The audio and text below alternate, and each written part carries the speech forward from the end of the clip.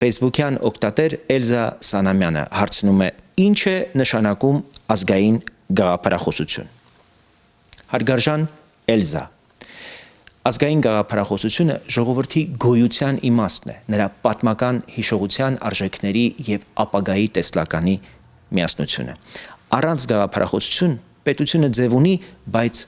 բովանդակություն ոչ։ Պետությունն իրավական կառույց է, իսկ պետականությունը ժողովրդի ինքնագիտակցության եւ կամքի մարմնավորումը։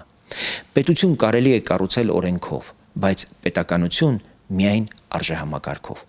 Ազգային գաղափարախոսությունը միավորում է անցյալն ու ապագան, դարձնելով ազգը պատմության սուբյեկտ, ոչ թե օբյեկտ։ Այն սահմանում է, թե ինչի համար գոյություն ունի մեր պետությունը եւ ինչ արժեքների շուրջ է կառուցվում մեր միասնական կյանքը։ Երբ ազգը կորցնում է իր գաղափարախոսությունը, նա դադարում է ունենալ նպատակ, իսկ երբ գտնում է այն, դառնում է ազատ, ինքնիշխան եւ անսասան։